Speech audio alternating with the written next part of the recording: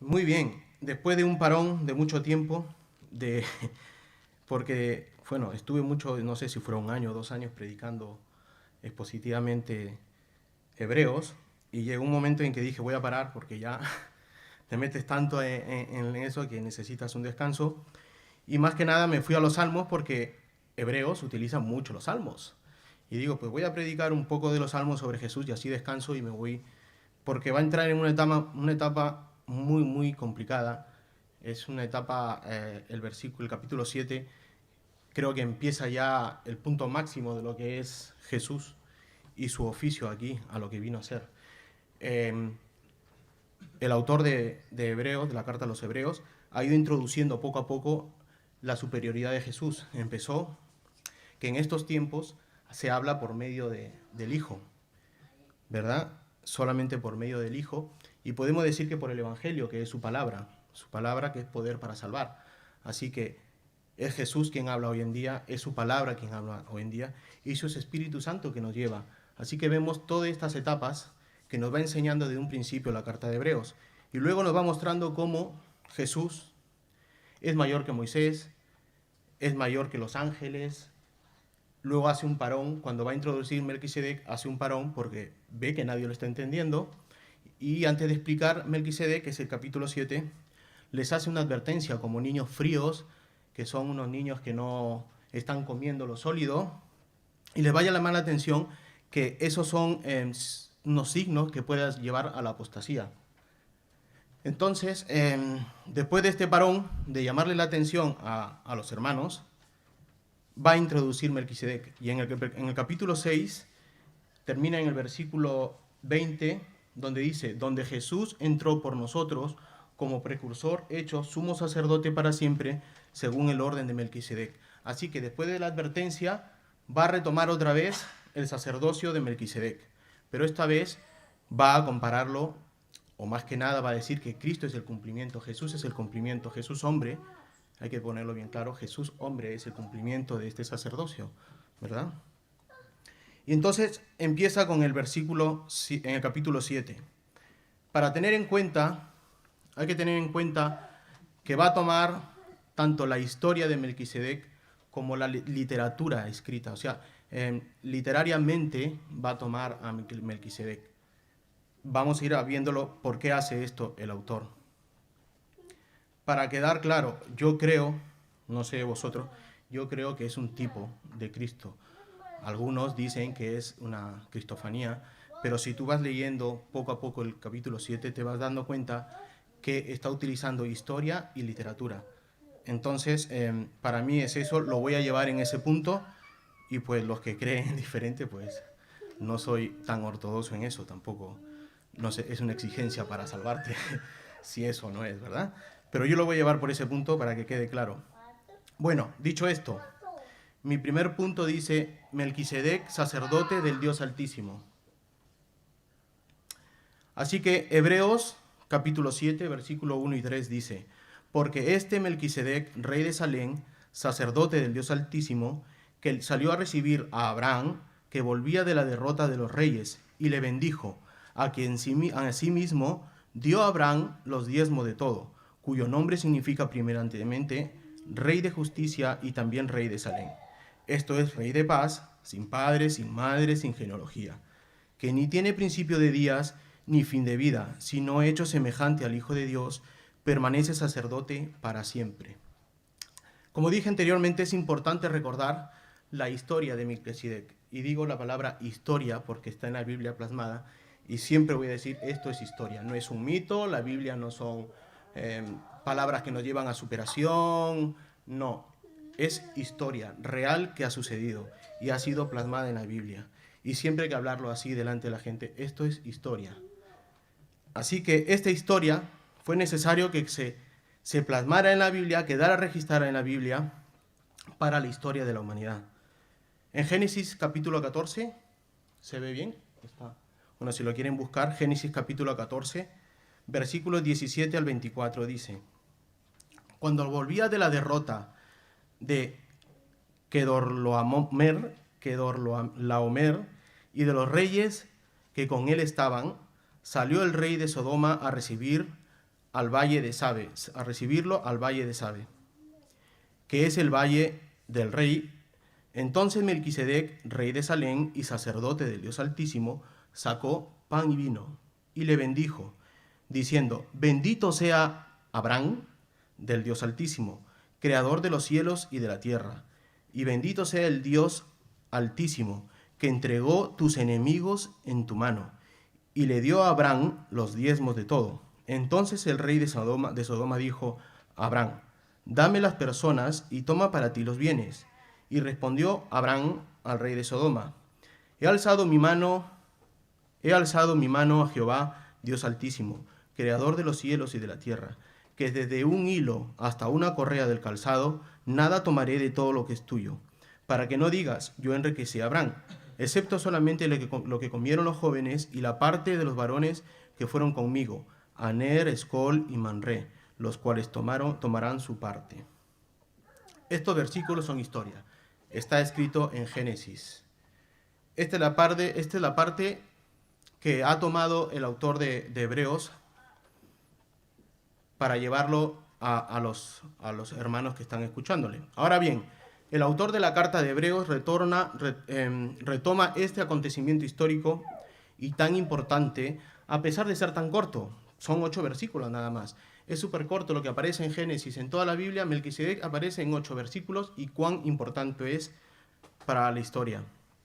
Pero que marcó una pauta, un punto base para aplicar este sacerdocio eterno que es en la persona de Jesús. Veremos rápidamente 8 características. ¿No avanza, Elisa? No va con esto. Bueno, veremos rápidamente 8 características importantes que se pueden rescatar en estos versículos. ¿Está apagado? Vale, yo voy a llevarlo. 8 características. Primero, sacerdocio del Dios Altísimo. Melquisedec, rey de Salem o Jerusalén. Salem es Jerusalén. Él es rey de un reino, de un reinado, un reino que adora a Dios. Si él es sacerdote de un reino, se supone que sus súbditos, ¿verdad?, adoran al Dios que él adora. Adoran al único Dios verdadero, Jehová. Importante resaltar esto. Nos demuestra que a pesar del tiempo transcurrido, Dios ha guardado un pueblo y verdaderos adoradores. Aparte de Abraham y que lo sacó de Abraham, había un pueblo, un reinado de Salem. Dios guardó este pueblo para adorarlo. Un pueblo gentil. Aún existía el pueblo de Israel, pero ya en la simiente de Abraham estaba ese pueblo. Así que digamos que este era un pueblo gentil y que adoraba al único Dios verdadero.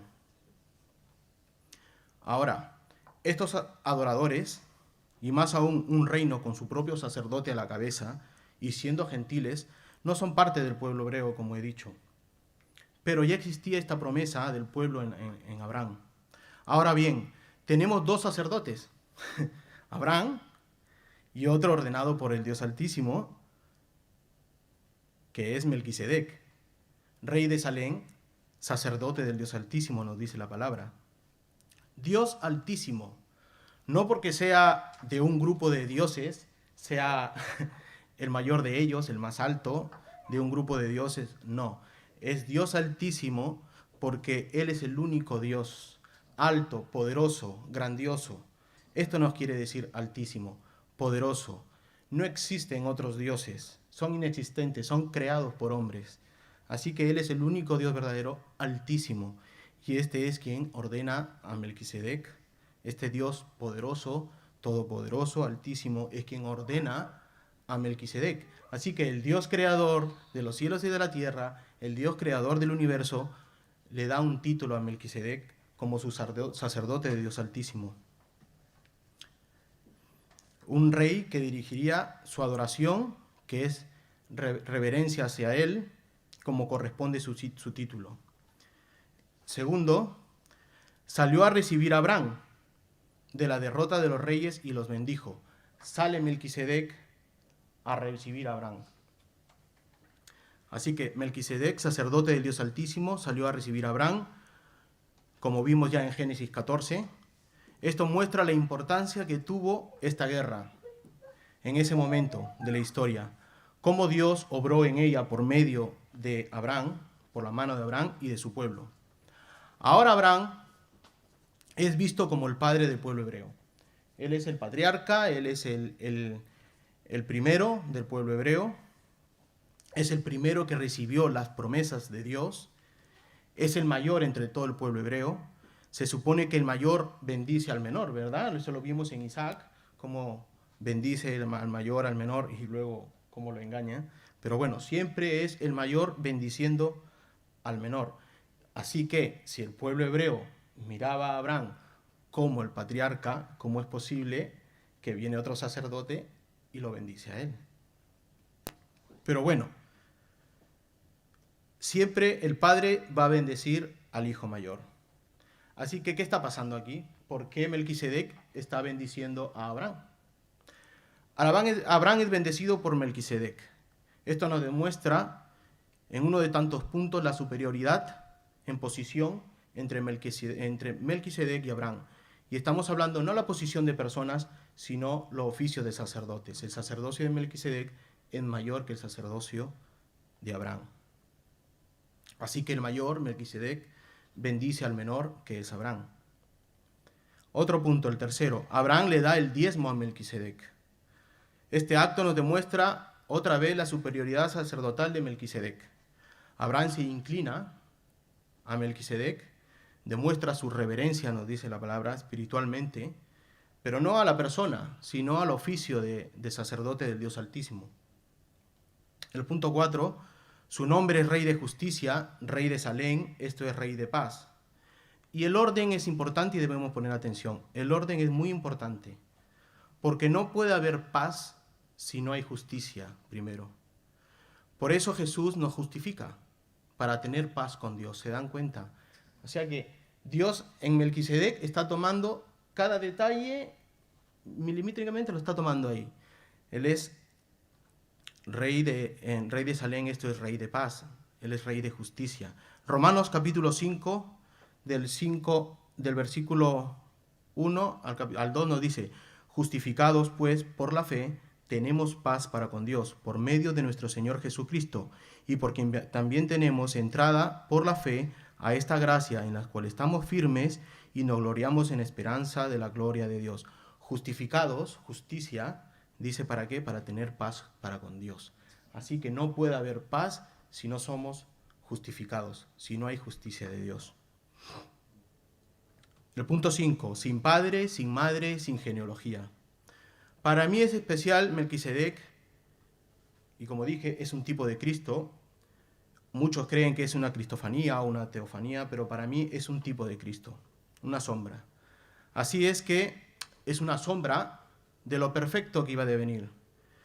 Si solo es un tipo que nos enseña y apunta a una mayor revelación, este Melquisedec tenía padre y genealogía, ¿verdad? Si es una persona, es un ser humano, tiene que haber tenido padre y genealogía. Pero Dios tiene sus motivos para no revelarlo en las Escrituras en Génesis. Entonces el autor de la carta a los hebreos está tomando la riqueza, como dije, literaria, teológica, más que la historia. Primero muestra la historia y ahora nos está mostrando la literatura, lo que es teología.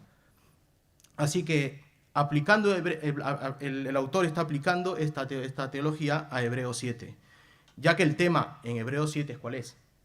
El oficio sacerdotal de Melquisedec, más no su persona histórica. Recordemos que Jesús es mayor que los ángeles, es mayor que Moisés, que el pueblo hebreo, que Abraham y aún mayor que Melquisedec, como veremos más adelante. Sin padre, sin madre, sin genealogía. Ese es el oficio sacerdotal. A comparación de la levítica, arónica, que necesita un padre, necesita una madre y necesita genealogía, ya que muerto el sacerdote, otro ocupa su lugar. Punto 6. No tiene principio de días ni fin de vida. Estos puntos están en el versículo. Si ven, vamos avanzando en los versículos, en los 3 primeros versículos. Como vemos, el autor nos está llevando por el camino de la necesidad de ver la riqueza de las Escrituras, al ver cómo se va cumpliendo el sacerdocio de Jesús en la de Melquisedec. Melquisedec, como sacerdote, su oficio no tiene principios de día, no tiene fin de vida, porque es eterno, porque así lo estableció Dios en su juramento. Jesús, sin principio ni fin de vidas, sabemos que es el Hijo, que no morirá nunca, ya que Él murió, resucitó, venció a la muerte y nunca más va a morir. Él está en carne y hueso y nunca más va a morir. Él vive, Jesús vive para siempre. Su oficio tiene este mismo principio. El mismo principio de Jesús, este oficio es eterno, dice la Biblia. Punto 7. Melquisedec ofrece pan y vino. Esto no aparece en la carta de Hebreos, pero sí en Génesis. Este acto que realiza Melquisedec no se encuentra en el capítulo 7, pero sí en la carta de Génesis, en Génesis 14.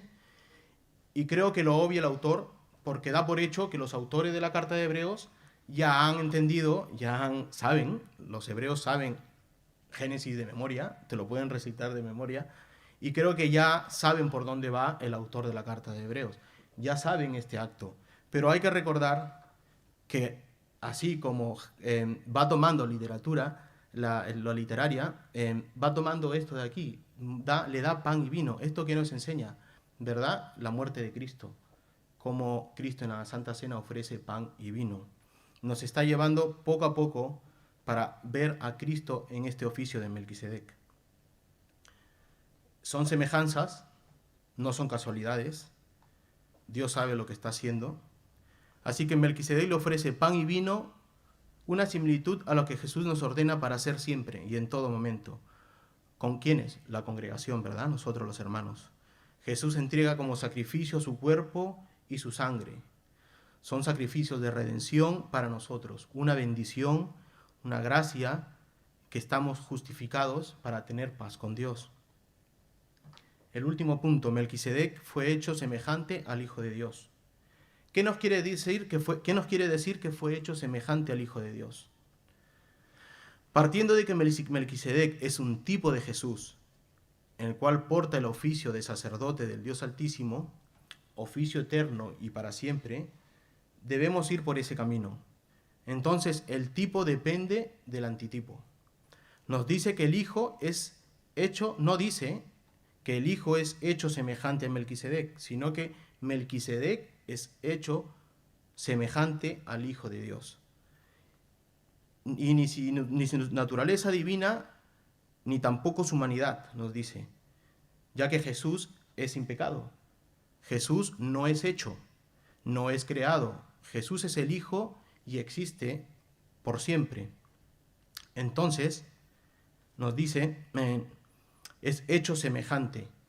¿Qué quiere decir es hecho semejante? Nos está llevando por el oficio, no por la persona.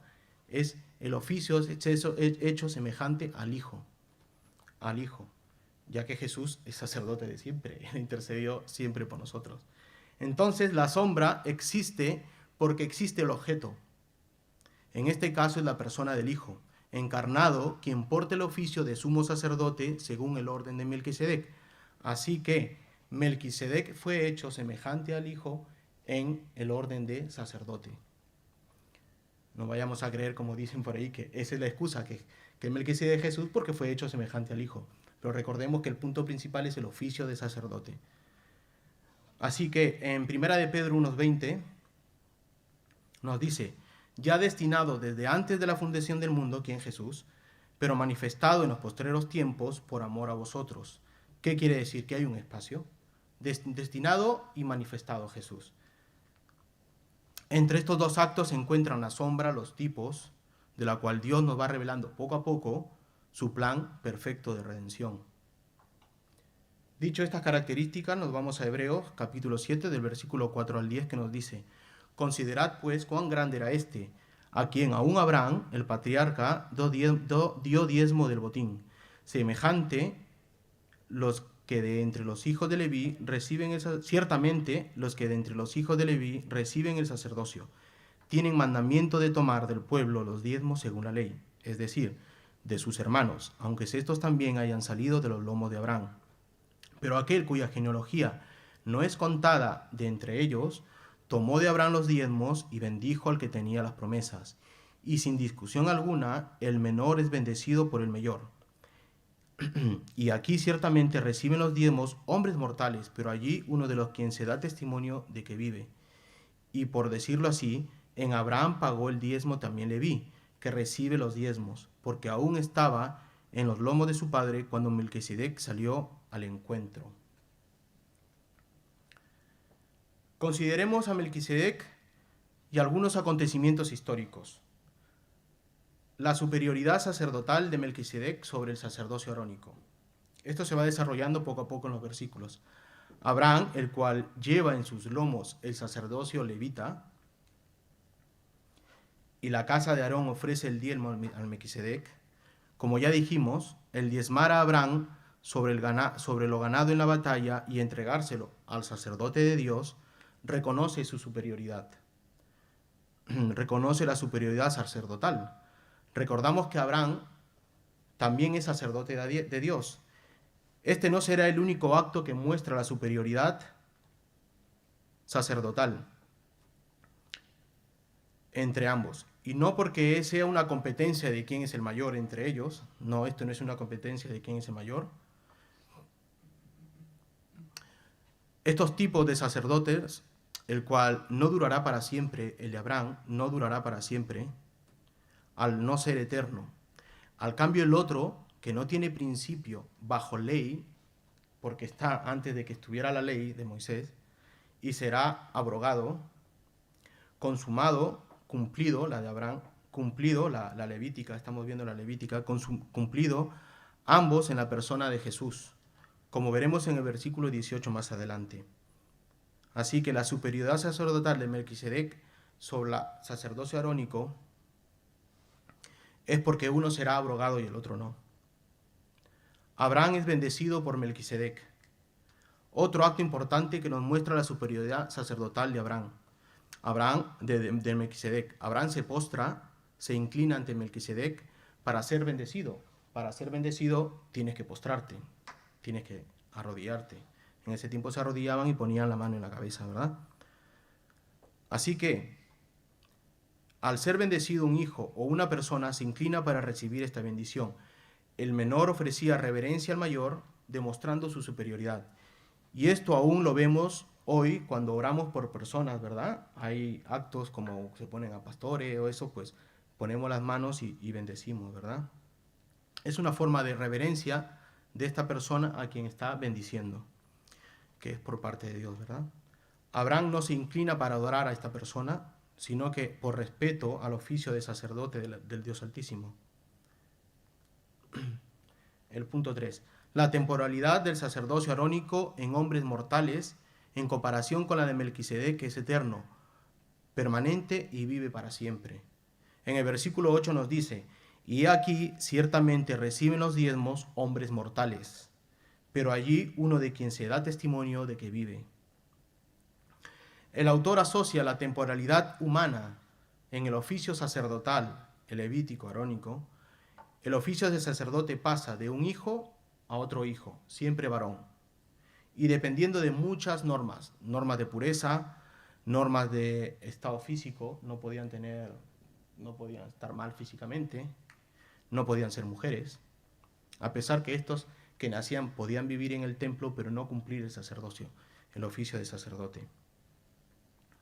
Así que, una vez muerto la persona, el sacerdote, el oficio de sacerdote pasa a otra persona.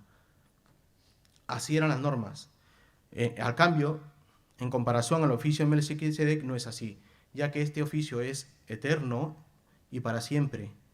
Al no tener genealogía, no pasó a nadie, porque fue reservada para otro que cumpliría tal orden, Jesús nuestro Rey y sumo sacerdote. El punto 4 nos dice, Leví, el padre de la tribu, que serían los sacerdotes de la casa de Aarón, diezmó en la persona de Abraham, en los lomos. Así que los levitas se encargaban de ¿qué? Del mantenimiento del templo y se encargaban de enseñar la ley entre el pueblo. Organizaban el templo, la cuidaban y se encargaban de que se cumpliera la ley. Por eso tenían que vivir en medio de todo el pueblo. Y los levitas de la casa de Aarón eran los que eran escogidos para ser sacerdotes. Por eso había muchos más levitas que sacerdotes, porque solamente de la casa de Aarón podían ser sacerdotes. Así que estos fueron escogidos para ser sacerdotes y sumos sacerdotes. Vivían en el templo, y solamente en el templo, y no debían tener ningún defecto de nacimiento, y solamente hombres. Los levitas recogían los diezmos del pueblo, y los levitas diezmaban a los sacerdotes que eran de la casa de Aarón. En el tiempo de Jesús fue al revés. Esto era pervertido. ¿Qué quiere decir? Que los sumos sacerdotes tomaron el poder y eran los que recibían el diezmo. Los sumos sacerdotes llegaban y ponían el diezmo y ya no los levitas. Por eso el Señor Jesús fue y les dijo, ustedes son mentirosos y todo eso. Porque los sumos sacerdotes recibían el diezmo, ya no los levitas. La Biblia nos dice que eran los levitas y diezmaban a los sumos sacerdotes, a los sacerdotes. En el tiempo de Jesús no fue así. Este orden se distorsionó, como he dicho, y eran los sacerdotes quienes recogían los diezmos en el tiempo de Jesús. Y luego mantenían a los levitas en una flagrante desobediencia de la ley de Dios. Entonces, en Hebreos capítulo 7, versículo 11 nos dice, seguimos, si pues la perfección fuera por el sacerdocio levítico, porque bajo él recibió el pueblo la ley, ¿qué necesidad habría aún de que se levantase otro sacerdote según el orden de Melquisedec y que no fuese llamado según el orden de Aarón? El autor nos va a introducir una pregunta muy importante para los oyentes de la carta y para nosotros hoy en día. La pregunta empieza con un razonamiento lógico de ese momento y quiere despertar la curiosidad del oyente y que le pongan atención. Quiere despertar la curiosidad y que le pongan atención para soltar la pregunta. Recordemos que son hebreos, que conocen la ley a la perfección y más aún la ley ceremonial sacerdotal. Si pues, dice el versículo 11, si pues la perfección fuera por el sacerdocio levítico, porque bajo él recibió el pueblo la ley, si la perfección fuera, dice, fuera, no que es, sino fuera por el sacerdocio levítico. ¿A qué sacerdocio se refiere? ¿A qué perfección se está refiriendo? ¿Al oficio sacerdotal, la persona del sacerdote, o que la ley no perfecciona a nadie y a ninguna persona? Hermano y amigo, la ley es perfecta. La ley es perfecta, pero no perfecciona a nadie. Menos a las personas. No por culpa de la ley, sino por el pecado y las personas que son pecadores. Así que la ley es perfecta, pero las personas que deben cumplirla no lo son. He ahí la debilidad de la ley.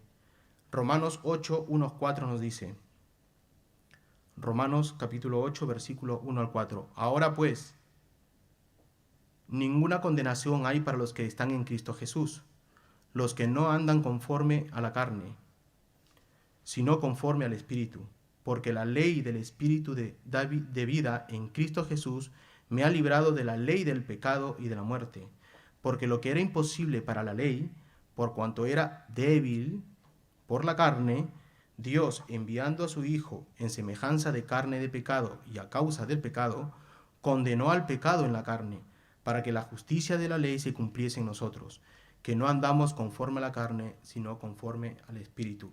La ley revela el pecado del hombre, nos revela que somos pecadores, pero no nos perfecciona. No podemos cumplirla. Dicho esto, el autor lanza la pregunta. Y este es el punto máximo de Hebreos 7. ¿Qué necesidad habría aún de que se levantase otro sacerdote, según el orden de Melquisedec, y que no fuese llamado según el orden de Aarón? ¿Qué necesidad hay el sacerdocio de Jesús si tenemos el Levítico? Está diciendo en otras palabras. Si la ley perfecciona, ¿qué necesidad hay de que se levantase otro que no fuera por el orden de Aarón?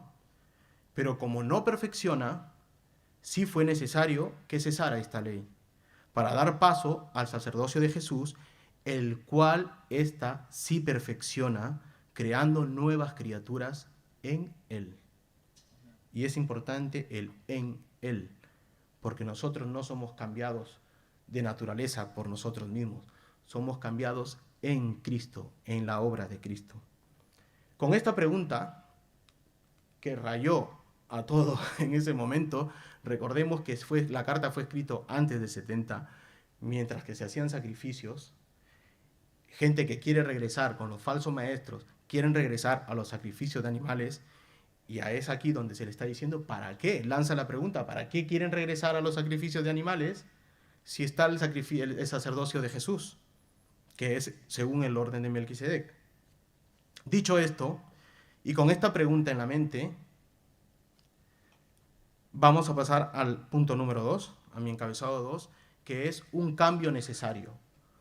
Así que les va a explicar a los oyentes por qué es necesario este cambio de sacerdocio, del Levítico arónico al de Melquisedec, que es Jesús. Hebreos capítulo 7, versículos 11 al 13 dice: si pues la perfección fuera por el sacerdocio levítico, porque bajo él recibió el pueblo la ley, ¿qué necesidad habría aún de que se levantase otro sacerdote según el orden de Melquisedec y que no fuese llamado según el orden de Aarón? Porque cambiado el sacerdocio, necesario es que haya también cambio de ley. Y aquel de quien se dice esto es de otra tribu, de la cual nadie sirvió al altar. Pregunta y respuesta. Lanza la pregunta y él mismo va a responder.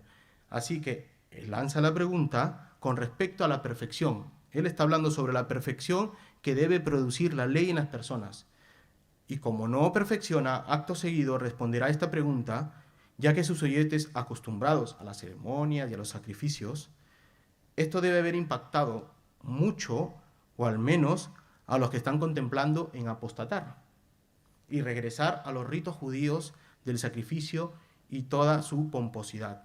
Esto nos hace recordar al tiempo de la Reforma. La Iglesia Católica utilizó el sacerdocio arónico levítico, lo instalaron. Si ustedes han visitado en alguna catedral, van a ver donde se hace el oficio de la misa entre rejas. No sé si han visto que hay unas rejas. ¿Eso qué quiere decir? Separa los sacerdotes que hacen el sacrificio ahí mismo, con la sangre, el vino y eso, con el pueblo. No pueden pasar uno a otro. Sabemos que Cristo rompió el velo, ¿verdad? Pero esta secta, la Iglesia Católica, utiliza esto mismo, quita el sacerdocio de Cristo y pone sus propios sacerdotes. De esto se dieron cuenta los reformadores y dijeron, no, esto no es así. Vamos a sacar la misa y vamos a poner el púlpito, que es la palabra de Dios. Así que es un parecido, una comparación.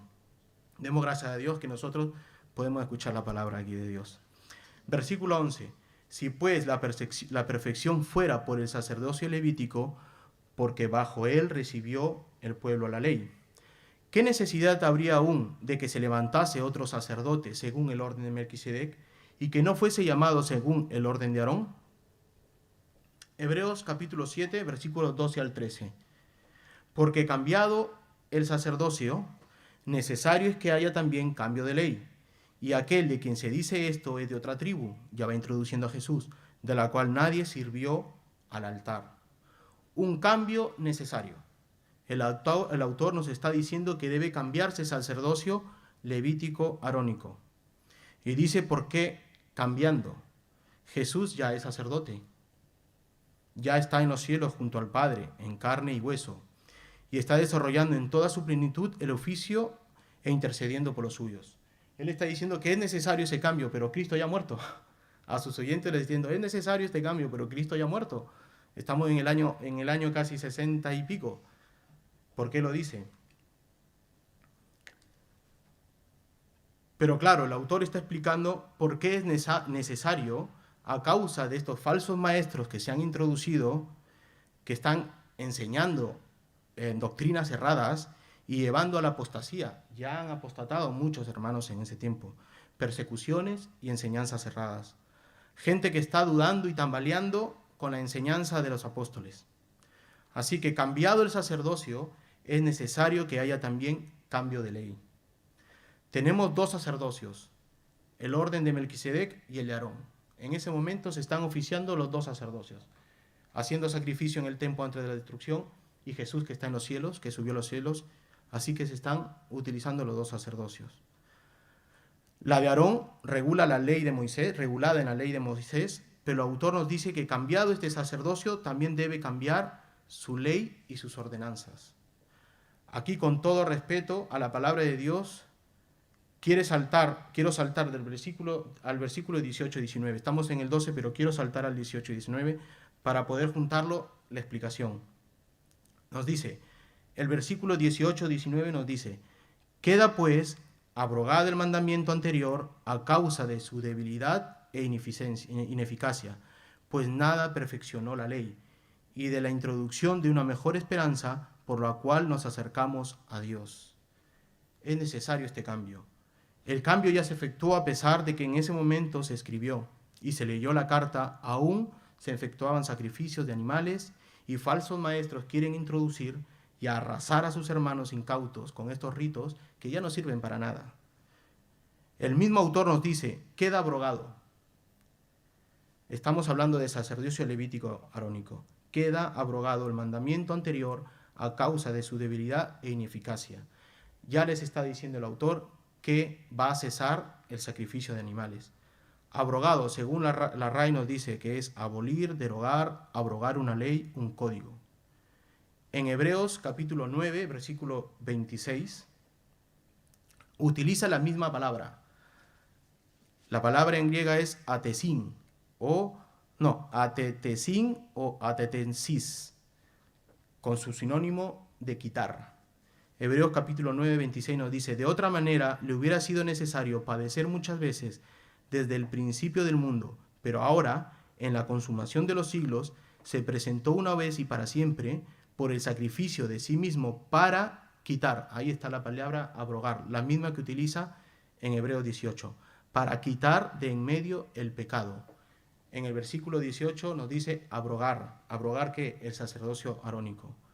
Por causa de la debilidad y su ineficiencia en el alma de la persona, por causa del pecado fue necesario que estas ordenanzas del sistema arónico sacerdotal cesara, fuera abrogado, fuera quitado, para que lo que asumiera ese orden fuera el orden de Melquisedec, en la persona de ¿quién? De Jesús.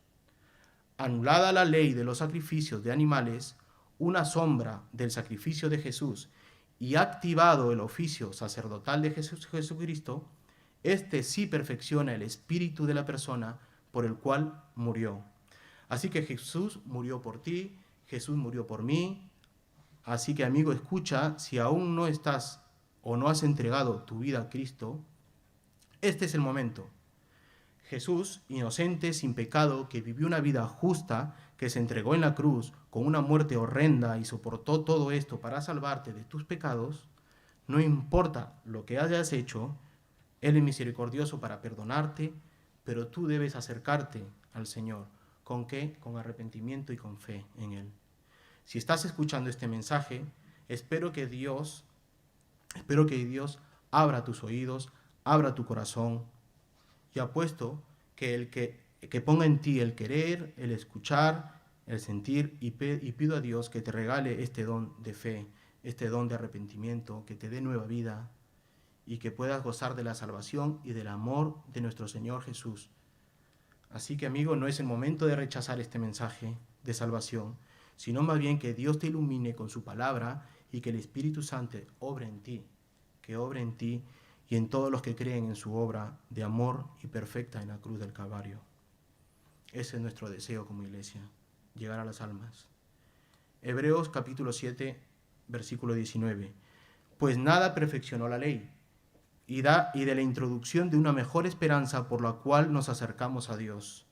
El autor, después de hablarnos de Melquisedec y su papel histórico, luego nos dice que es necesario un cambio de ley y que por ello se introduce una mejor esperanza, el cual nos acerca al Señor, y dice que es esperanza, una mejor esperanza, el cual nos acerca al Señor, porque esto ha roto el velo. Jesús rompió el velo que nos separaba entre judíos y gentiles. Ya no hay acepción de persona. Ahora cualquiera que cree en el Señor, sin importar de dónde venga y de qué etnia, se puede acercar al Señor ¿con qué? Con confianza, con intimidad. Esto nos va a llevar al tercer y último punto. Jesús, sumo sacerdote, ya ha introducido este cambio de ley, ha introducido el sacerdocio de Melquisedec, y ahora nos va a decir que es Jesús quien asume este sacerdocio. el sumo sacerdote, eso. Hebreos capítulo 7, versículo 13. Hebreos, así que vamos a dejar el 18 y el 19 y vamos a regresar al 13 al 17. Y aquel de quien se dice esto es de otra tribu, de la cual nadie sirvió al altar, porque manifiesto es que nuestro Señor vino de la tribu de Judá, de la cual nada habló Moisés tocante al sacerdocio. Y esto es aún más manifiesto, si a semejanza de Melquisedec se levanta un sacerdote distinto, no constituido conforme la ley del mandamiento acerca de la descendencia, sino según el poder de una vida indestructible, pues da testimonio de él, tú eres sacerdote para siempre según el orden de Melquisedec.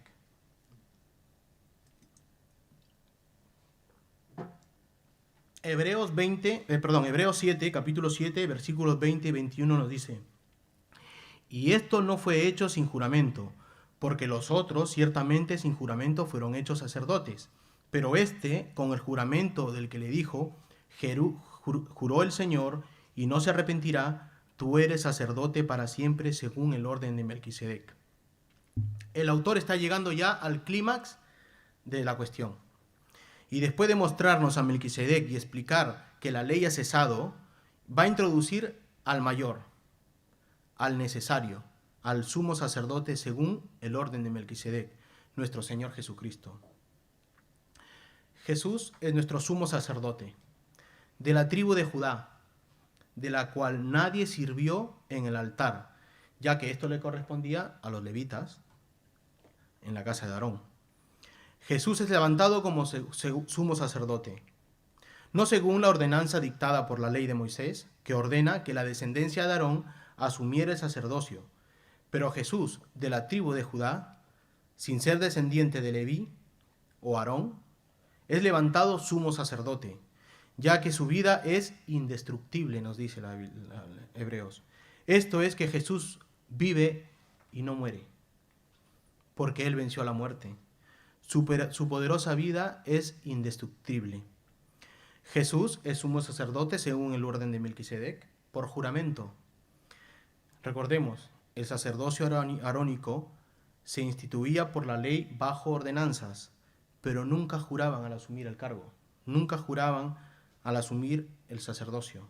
Pero Jesús fue el mismo Dios quien jura, y esto no fue hecho sin juramento, porque los otros, nos dice, ciertamente sin juramento fueron hechos sacerdotes, el versículo 21, pero este, con el juramento del que dijo, juró el Señor, él mismo, y no se arrepentirá, tú eres sacerdote para siempre según el orden de Melquisedec.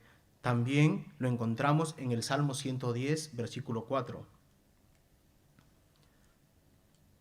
Ay, ya me he pasado. Perdón, no le pongan atención a eso. Salmo 10, versículo 4. Juró Jehová y no se arrepentirá, tú eres sacerdote para siempre según el orden de Melquisedec. Pero el autor de Hebreo nos introduce en Hebreos 6:20, ya nos dice, donde Jesús entró por nosotros al templo como precursor, hecho sumo sacerdote para siempre según el orden de Melquisedec. Está jugando con el Salmo 110 y en la carta de Hebreos.